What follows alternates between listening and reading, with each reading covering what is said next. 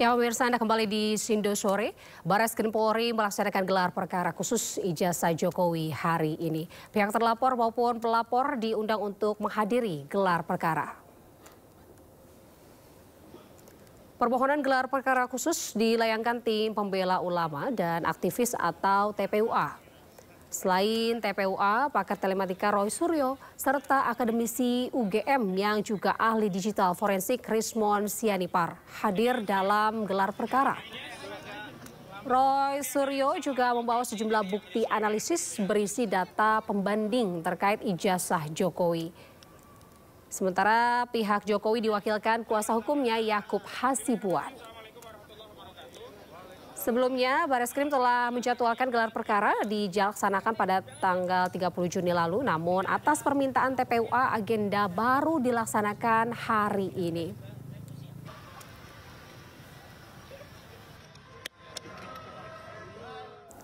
Dan pemirsa, setelah sempat tertunda pekan lalu, gelar perkara khusus yang diusulkan tim pembela ulama dan aktivis akhirnya digelar hari ini.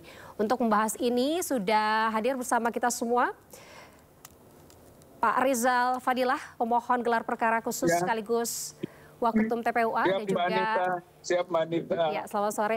Pak Andra Pasaribu, kuasa hukum Jokowi. Baik, selamat sore Mbak Anita. Baik, saya ke Pak Rizal dulu ya.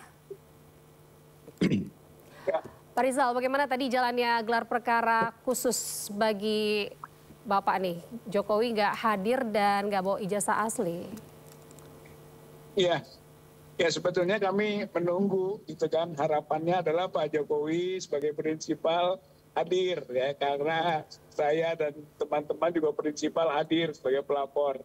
Kemudian membawa ijazah asli, karena ijazah yang awal hanya dipinjamkan kepada pihak Barreskrim dan dikembalikan kepada Pak Jokowi. Sehingga diharapkan pada waktu gelar perkara khusus ini kembali lagi, gitu kan, ijazah asli tersebut diperlihatkan. Tapi itu tentu jadi haknya, kan, hak Pak Jokowi yang juga dikuasakan kepada kuasa hukumnya. Walaupun kami pasti berharap bahwa kuasa hukumlah yang akan membawa ijazah yang dimiliki Pak Jokowi tersebut, gitu. Tapi tidak, ya itu juga menjadi hak, gitu kan, yang tidak bisa dipaksakan oleh siapapun. Ya, Pak Rizal, tadi saya sempat mendengar statement Anda terkait dengan something wrong, gitu. Berarti Anda menilai bahwa ada yang salah di gelar perkara khusus ini karena Anda tidak mendapatkan kepuasan, begitu ya, bisa dikatakan? Karena yang disampaikan oleh Dirtipidum ini menurut Anda tidak ada progresnya, sama seperti di konfres sebelumnya, begitu yang disampaikan? Ya, saya kira begitu Mbak Anita, gitu kan. Di samping tadi kenapa kok tidak ada kerelaan, gitu kan, untuk hadir dan membawa ijazah asli. Tapi oleh karena itu kami bisa boleh-boleh saja akhirnya pihak yang lain menduga something wrong, gitu. Itu hak juga kan untuk yang lain menilai. Nah, kemudian apa yang diuraikan oleh Dirtipidum sebenarnya adalah pengulangan penyampaian yang tanggal 22 Mei 2025. Berarti sebetulnya sebulan lebih itu diharapkan tadinya ada progres. Ada gitu progres, kan, karena ya, pihak TPUA juga mengajukan bukti-bukti. Ya, Pak Rizal, berarti di gelar perkara khusus ini menurut Anda apa yang baru yang disampaikan? Yang Anda bawa, yang Anda hadirkan? Adalah momen atau kesempatan dari pihak TPUA, khususnya ahli Dr. Roy dan Dr. Rismon, bisa menyampaikan, gitu kan, detail-detail bukti, termasuk juga pembanding ijazah.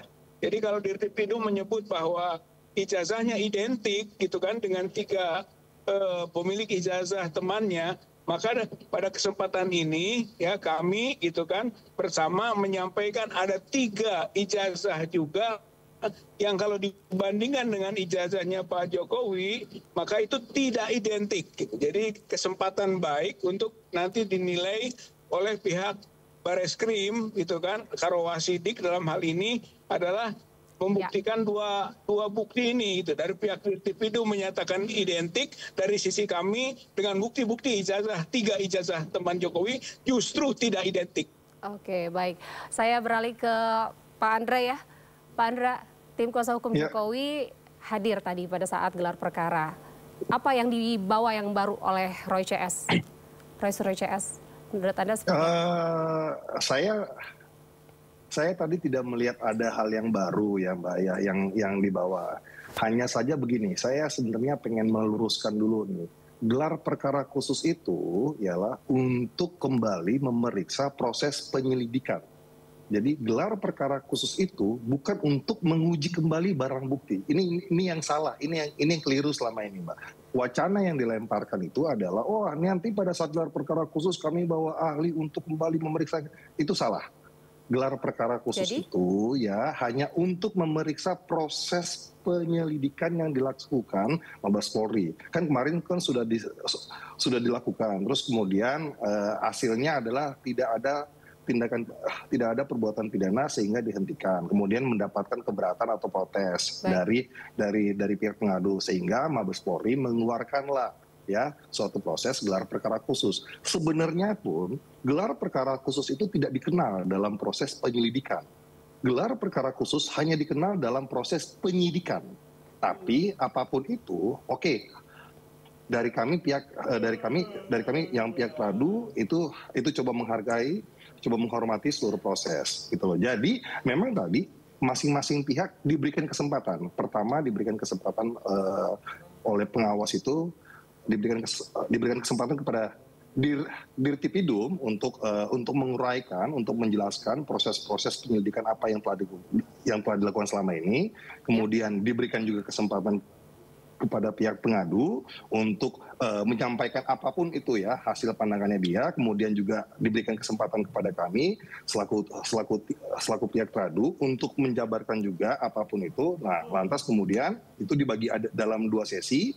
Sesi kedua itu sesi khusus untuk penyidik dan pengawas untuk menggelarkan secara internal. Nah, di situ juga tadi kalau saya bisa bilang emang gelar perkara khususnya sangat baik sekali Mbak ya, karena jarang-jarang melibatkan pihak luar. Tadi ada dari Komisi 3, ada dari Kompolnas, ada dari Ombudsman, dari internal ada ada Propam, ada Divkum, bahkan ada Itwasum. Jadi saya rasa tadi proses tadi sudah berjalan dengan sangat baik, tinggal kita tunggu saja hasil dari Bareskrim nanti seperti apa. Baik Pak Andra, tadi kenapa Pak Jokowi nggak hadir Pak?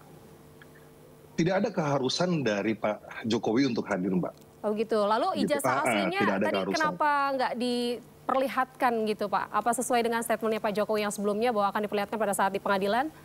Atau seperti apa? Tepat sekali Mbak, gitu loh. Ini masalah ijazah ini bukan lagi sederhana. Ini sudah bergulir begitu besarnya dan sampai Pak Jokowi juga udah memutuskan untuk saya tidak akan menunjukkan itu kecuali dimintakan oleh hukum. Nah, ijazah itu pernah dibawa pada saat ketiga Bareskrim meminta untuk dilakukan lapor. Itu sudah dibawa dan sudah dikembalikan. Nanti pada saat persidangan apabila majelis hakim memerintahkan kami untuk membawa, pasti akan kami bawa. Pak Andra, boleh saya potong sedikit? Iya, Pak Andra, ini hanya asumsi publik sekilas ya Pak. Ya. Mungkin singkatnya adalah kenapa sih nggak ditunjukkan aja gitu ijazahnya biar clear gitu Pak, biar nggak berlarut-larut mungkin kasusnya. Menurut Anda seperti apa? Kalau memang misalnya ijazahnya Pak asli dan memang ada, ya sudah tunjukkan saja biar gamblang gitu Pak. Jadi nggak perlu berlarut-larut gitu kasusnya atau prosesnya. Gimana Pak? Kalau memang prosesnya kalau memang situasinya tidak seperti ini Mbak, mungkin Pak Jokowi dengan berbesar hati akan menunjukkan. Nah, tapi ini kan prosesnya sudah bergulir sampai dengan hari ini kan bukan awalnya dibilang palsu. Dari kami pihak kuasa hukum pun sudah melakukan somasi terbuka, sudah menyatakan ini asli, ya oke, tolong berhenti. Dari pihak UGM selaku yang mengeluarkan secara sah pun sudah menyatakan itu asli. Lantas kemudian terus. Jadi kalau memang tidak ada perkara ataupun tidak ada kasus seperti ini, mungkin dari Pak Jokowi juga dengan besar hati akan memperlihatkan. Tapi karena ini sudah menjadi suatu proses hukum, nah, jadi beliau pun ikut dengan mekanisme hukum yang ada. Gitu ya, Pak Andra ya. Iya, betul. Baik. Bapak-bapak